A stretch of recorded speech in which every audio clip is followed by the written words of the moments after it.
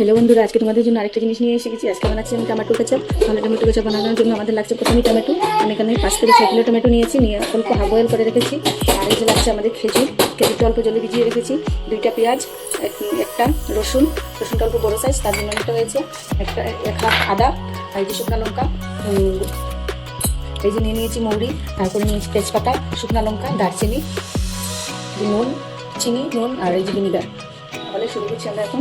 টমেটোটাকে অল্প সিদ্ধ করে রেখেছি, এখন এটাকে চিনে নেবো, যেভাবে বাকলটা একটু ফেলে দেবো।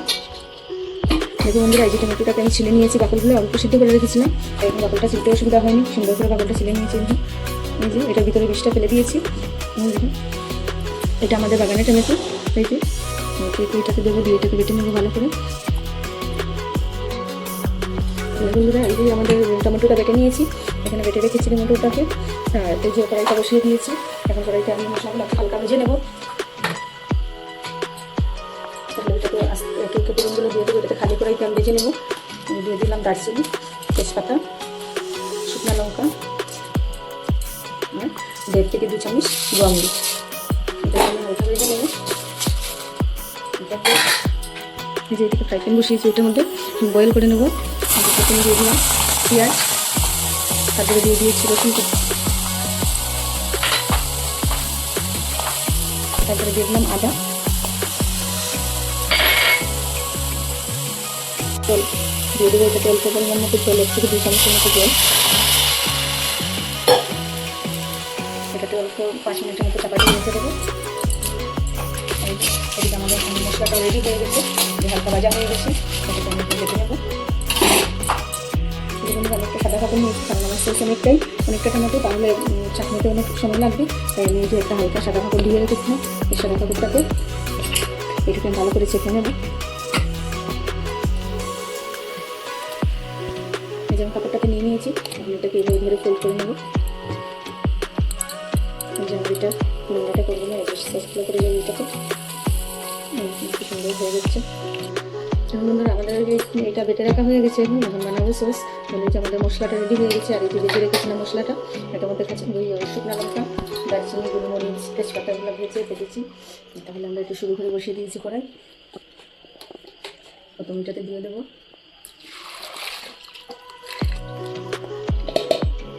দেখুন বন্ধুরা, আমাদের এটা বসিয়ে দিয়েছি, এই যে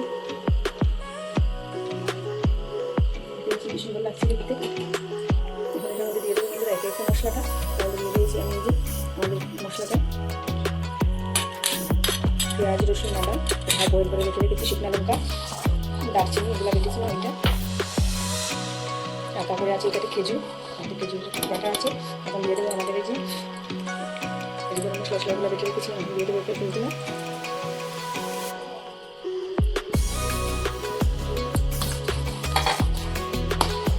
এটাতে পরিমাণ মতো নুন, আপনারা একটা সাদা দিয়ে নুন দেবেন, 2 থেকে 3 চামচ নুন দেবো, কারণ আমাদের একটু সবজিটা হবে।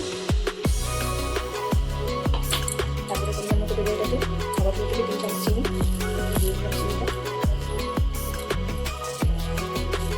বেশি করে মাখানো দেবেন, একটা বেশি করে এটা খাট্টা হয়ে যাবে টেস্টটা। এটা কালারের জন্য দিয়ে দিচ্ছি 2 চামচ কাশ্মীরি লঙ্কা।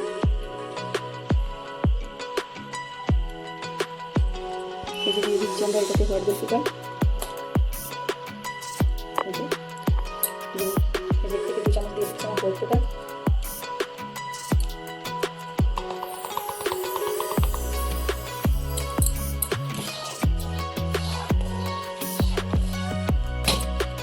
এটা দিয়ে দেবো 1 চামচ কালো লবণ, 1 চামচ দিয়ে দেবো, 1 চামচ দিচ্ছি।